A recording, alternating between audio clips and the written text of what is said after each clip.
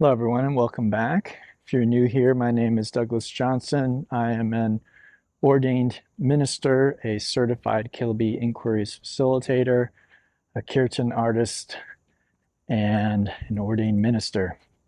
Today, I wanted to talk about a simple but powerful concept from the Bhagavad Gita. And before I talk about that, I would like to thank all of my patrons on Patreon who financially support me to do this work. If you'd like to become a part of that community, please check the links below. Okay, so this concept is performing action without attachment to the outcomes of the action. And in my experience, this is a very, very powerful concept. As human beings, we tend to be very, very results oriented, and we tend to see good and bad based on the results that we see. If we try performing an action or doing something and we perceive the results to be negative or bad, then we tend to think, oh, I shouldn't have done that, or that was a bad action or a wrong action. But one of my favorite Zen teachers points out that results are actually the effect of many, many different parameters coming together at one time. So we play a very small part in the effect of something, generally speaking. All these different aspects need to align. Even if it seems like I do something like post a video and it goes viral or something like that, again, we tend to take credit for that. But the truth of the matter is that all the circumstances, right, the cultural circumstances, language, right, people have to understand what I'm saying, technology, all of these factors need to be there in order for that last piece of me making a video and having it be successful comes into play. And we as human beings, as egos, we don't tend to see things that way. We tend to take credit for more than actually we should. So the Bhagavad Gita here is inviting us to take a step back and to let go of the results. And the way it's often framed is perform action as sacrifice. And the idea is we do what we do and we offer it to God, to the divine, to the universe. However you'd like to frame it or consider it. Again, I know some people who are actually affected by and get a lot from spirituality, they have a hard time with the concept of God. And I sympathize with that. I understand that. So please feel free to understand it or frame it however you like. These concepts remain true, that even if we're completely thinking of things scientifically, we play a very small role in things. We can observe things, we can try and predict things, and then we take action and it seems like we are producing the effects. From a scientific point of view, right, we take advantage of certain scientific principles, what seem like scientific laws, but where did those laws come from? And we tend to only know about those laws from past experience, from observable experiments. But for all we know, the law could change tomorrow. And the law can change in different circumstances. So a lot of things that we maybe once thought were universals, like time and space, what a lot of modern science teaches us is that these are not actually fixed, that time and space seem to actually be malleable or changeable. Time can slow down, it can speed up. And time and space are interwoven together. They are not really separate like they feel to us. It feels to me like I could be anywhere at this moment in time, but it seems like that's not actually true, that this moment in time is this space. So I don't want to get too far into that, but even from a scientific perspective, we can begin to understand that there is an interplay, an interrelationship with everything. We don't have to believe in God to understand that concept. So if we accept that, then again, there is a certain freedom that comes with letting go of this egoic heaviness and perspective that I am so responsible for things, outcomes. The fact of the matter is, again, the universe is a big place.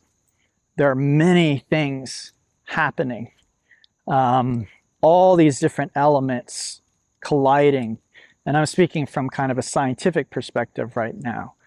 And they are difficult to predict. There's chaos theory, right? That a butterfly flapping its wings somewhere in Canada right now is going to affect the weather here where I am, perhaps in a few days or a week, that these very small changes affect other things. So once again, how can we really take credit, or by the same extension, take blame for things that are happening? The truth is, we might play a part, but it is only a part, and it is likely a very small part. And again, this is true of our successes as well as our failures. If I am going to become a great basketball player, I first need the foundation of some good genes and good health, a certain amount of resources that were given to me growing up that allowed me to become physically healthy. Yes, I might have needed discipline and practice and drive and faith to take those things and turn them into something. So again, it's not saying we don't play a part, but the end result is more than we have control over, or that we should take responsibility for. So this is a very beautiful thing, in my opinion. I shared in another video that I ran into my neighbor who was coming back from volunteering at their church to feed the homeless. And when I said, "That's beautiful that you do that," she said, "All glory be to God." This is the same concept that we're being taught here in the Bhagavad Gita, but a Christian idea of it. This woman, she's at a Christian church and she's Christian, but the result is the same. The outcome is the same. The spiritual practice is the same. So as I said, in my own experience, my own life, I have found this teaching to be very profound, very powerful. We all have things that we need to or want to do with our lives. And very often, if we are results oriented, we might make very different choices than if we are seeing what we do as a sacrifice. So an example of this might be, again, or in this instance, say an artist, someone who feels inside of them that they have something that wants to come through them, an expression. Now, this is different than ego motivation. So an ego might look at someone who is a successful artist and say, "I want what they have." Okay? This is a very different motivation than inspiration, true inspiration. Okay? Ego motivation is, "I want that. I want what they have. I want the love, the admiration, the fame, the money that they have. So if they're an artist, I want to be an artist. If they're a musician, I want to be a musician." This really is not the right way to be motivated. A true artist, and when I say artist, could be musician, could be anything. And really any field, honestly. You can be an engineer and have the same sort of motivation. We all have certain gifts or certain things that want to come through us in this life. And so letting that motivate you, if you are an artist or a musician or something in those fields, the current environment that we're in, at least here in the West and in the United States, is generally you don't get a lot of support. If you are going to do something artistic, generally you have to first have faith in your abilities, or you need to be motivated enough to do what you do without recognition or compensation or really anything.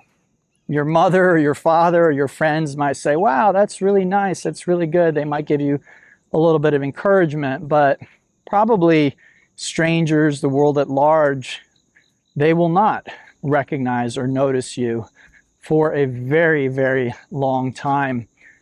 And likely you will have some development that needs to happen as well. We find that even if we are divinely inspired or we have a true inspiration inside of us, very often there is a process that needs to happen of refinement. And this is normal and natural. There are very few people that emerge from the womb somehow fully formed as brilliant artists or geniuses. I'm not saying it never happens, but that's the rare case.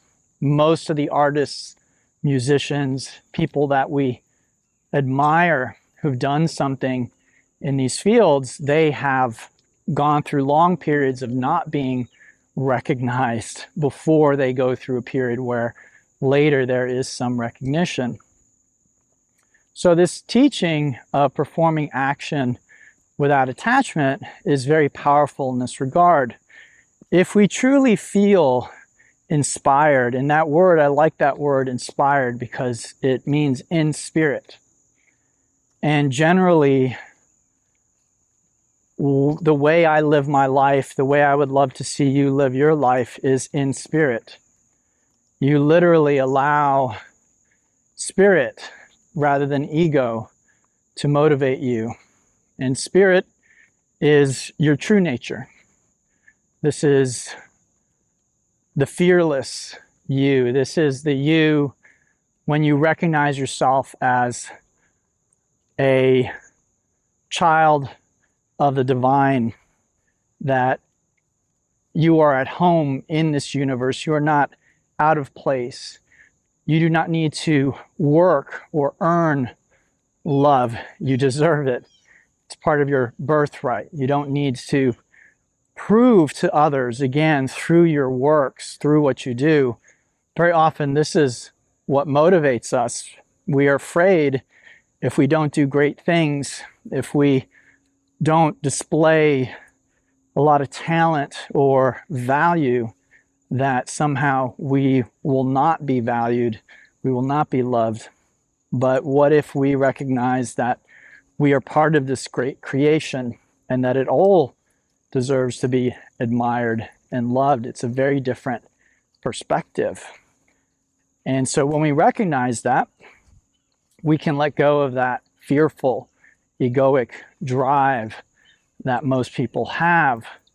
And we can begin allowing spirit to move us. And spirit, in my experience, it wants to play. It wants to create. It wants to enjoy. It wants to express. It wants to love. It's an outward moving expression rather than an inward moving trying to acquire.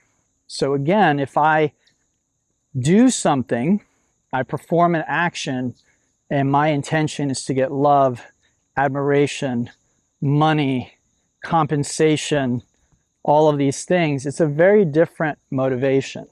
It's a motivation of lack and fear. I need these things, and so I exchange my talent, I exchange my time, I exchange my energy for these things. Now, I'm not saying you don't need a job or you don't need to make money, but I think when you get to a certain stage with being moved by spirit, those things come naturally. Now, they may not come in the proportion that you want. I think most of us who live in the modern West, we have this idea that we just have to be lavished in money and resources. We need a few homes, we need several cars, we need a McMansion, a giant home with separate rooms for everybody. And really, I'm not sure that this kind of lifestyle is possible for every human being on the planet. I also don't know that it's necessarily leads to happiness and a sense of peace. The amount of work that might be necessary and the kind of work necessary to sustain that amount of resources, giving it to one person or one family, it may be rare that the person doing that isn't going to feel the stress and the fear that comes with that sort of egoic thinking. Again, I'm generalizing here. There certainly are people who are moved by spirit, living in spirit, and they are very, very well compensated for what they do.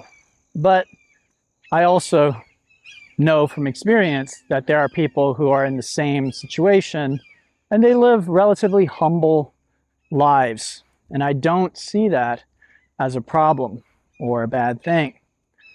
So if we have been motivated by ego primarily, and we've amassed a lot of wealth and a lot of other things, and we stop being motivated by ego, then we might find some of those things go away. And that is not necessarily a bad thing, but it is something that we want to be aware of and prepared for. Again, none of this is set in stone. None of this is an absolute. So please don't be afraid. There's nothing more fulfilling or enjoyable than actually being moved by spirit, in my experience. No amount of money, no amount of love or admiration, anything can make up for that. So we, in a sense, let go and let God. We allow things to unfold as they are meant to, and they are going to unfold. Another aspect of this teaching that I like about perform action without attachment, perform action as sacrifice, is we get to let go of this illusion of control. And I think many of us, we have that. We feel the need to try and control our situation, that if we don't make things better, then they won't get better. This is in opposition, you could say, to faith. Now, I need to be clear because people might think that faith is sitting back and not doing anything. And it actually may be at times. I don't want to discount that. There may be times when there's no action needed, or actually where taking action will interfere with a natural unfolding process that is happening. But a lot of times, again, inspiration, in spirit. A lot of times if we let go of the conventional view, the manipulative view, where I need to manipulate objects in space, I need to manipulate people to get what I want. We let go of this view and we simply say, okay, I am going to let go, relax, and wait for inspiration and wait for circumstances to unfold and be favorable. And again, I will perform action as sacrifice without attachment. And the nice thing again about action without attachment, action as sacrifice, is it might allow us to do certain things that are required of us that are quite unpleasant. that when we're not thinking about our own pleasure or the results, right? Oh, I'm going to do this, that's going to bring me that. Well, what if it doesn't? But what if this action is necessary? Well, then again, we can perform the action and we give it to God, right? Perform action as a sacrifice. It's like laying down something that you're giving to the divine. And in my experience, it's very powerful because we could go to a job that we don't like. And because we don't like it, it feels like we're sacrificing being there. Now, for most of us, we're sacrificing to the God of capitalism and money. I need to pay my rent. I need money. So I go to my work every day. I go to my job every day, and I do what's required to get those things. Nothing wrong with that. That's how most people live. Again, it's a very conventional viewpoint. But what if instead I said, you go to the same job and you say, I don't like this job. I don't like this situation. I don't enjoy it. But for now, this is what is required of me by God, by the universe. How do I know? Because this is my job. This is what I need to do to survive, to live. This is my duty. And in the Bhagavad Gita, it is framed in terms of duty in a cultural, historical setting. So the Bhagavad Gita was written at a time when there was a lot of emphasis on doing your duty. In the modern setting, this isn't very helpful for us because we generally don't have this concept of duty, that we are born with a certain duty or dharma that needs to be expressed. But I think we can decide that on our own. Again, if I need money to pay rent and to have food, then you could say in a sense that that's a duty of mine. I just need to simply do that. I can't think too much about what I want. I simply need to go to this job and make money. But what I'm most interested in are practices and viewpoints that allow us to infuse our day-to-day experience with spirituality. So everything that we do becomes a spiritual practice. And this is a very powerful concept in my experience. Again, many of us have jobs. Many of us have things that we need to do that we might not enjoy. Again, my wish for you and my hope for you is one day that you live completely inspired, okay, in spirit. I personally don't work, meaning I don't have a job that I don't enjoy at this stage. I've worked many jobs in the past, but my spiritual awakening came when I was relatively young, and I've been living with spirit and these teachings for now most of my life. And so they have truly transformed me in the way that I do things. So at this point, I am generally moved by spirit, and I'm expressing what spirit wants me to express. I'm expressing through me. That energizes me, and it brings me joy, and it brings me peace when I'm doing that. But I understand that, again, for many, that may not be the stage where they are, and trying to jump from where you are to where, say, I am, may not be practical or even possible for some starting out. So for many, myself included, this is a process. It is an unfolding. It is not something we can listen to one talk and just jump to the end. I wish it were. And some people might be able to do that. But for the vast majority of people, it will be a process. So if I am not inspired to go to work, I'm not inspired to do certain things, this teaching again comes to our aid, our rescue, in that it allows us to say, okay, I'm doing this thing. It feels like I'm sacrificing, but instead of sacrificing to my boss, sacrificing to my landlord, sacrificing to the society, the way things are structured, I'm going to sacrifice to God. I'll do this as an offering. And it can create a subtle but very powerful shift. So these two approaches can be very, very helpful. Again, if we feel inspired, there's a good chance that at least initially, there will not be recognition, there will not be fame, there will not be love, there will not be encouragement. So this teaching allows us to move forward with what Spirit truly wants us to do. And this is something we just know. This is something that we have to intuit.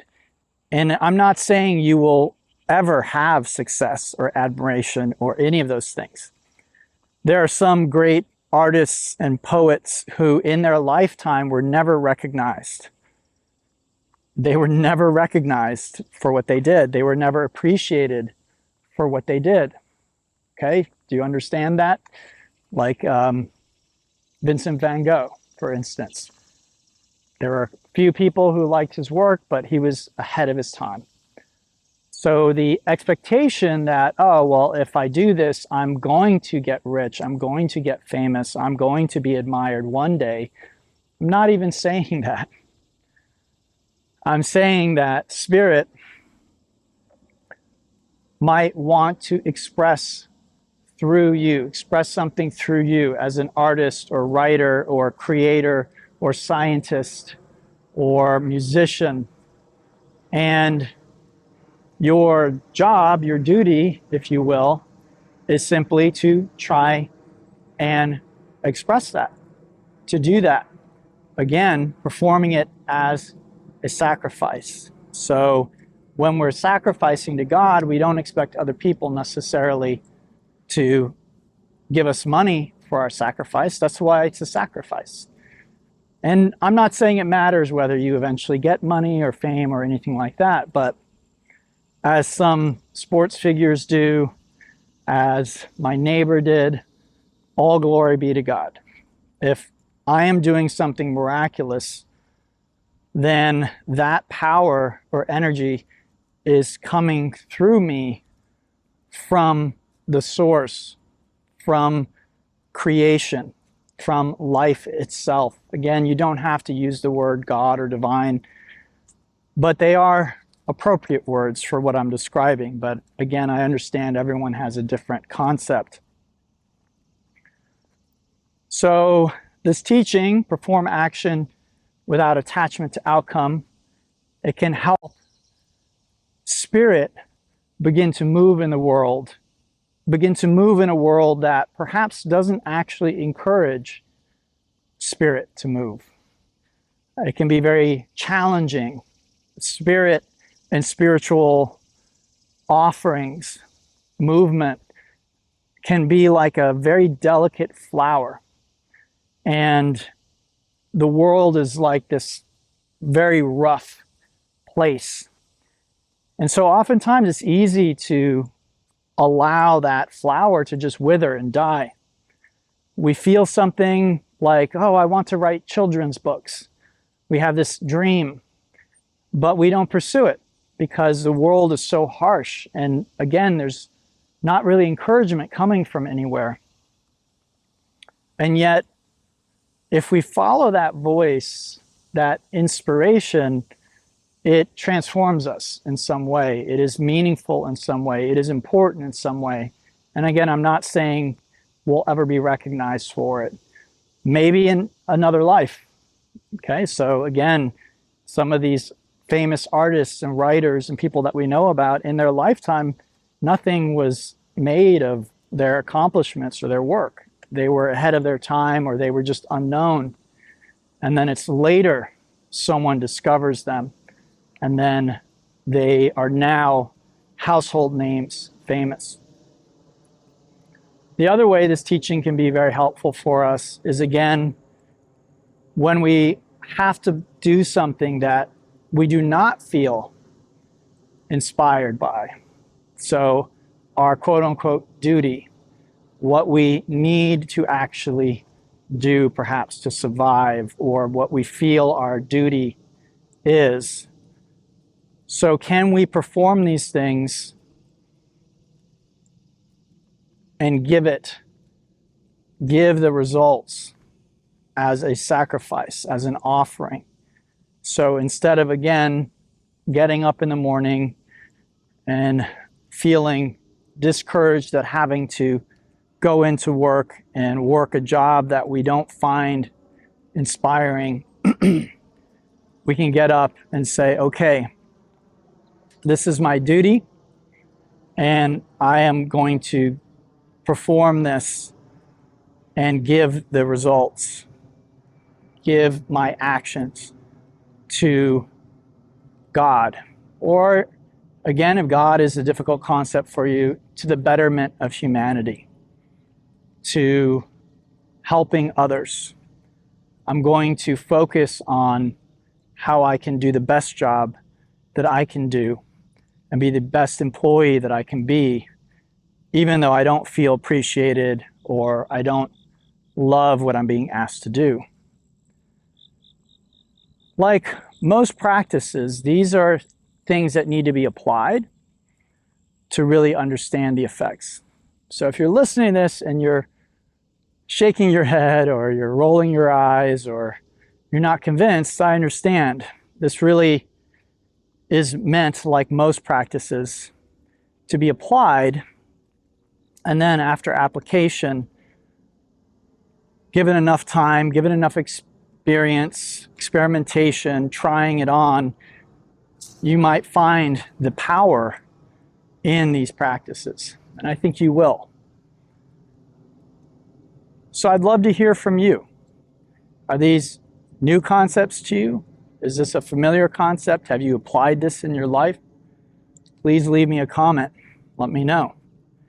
Likewise, if you feel that this is something that I can help you with, you have questions, please reach out.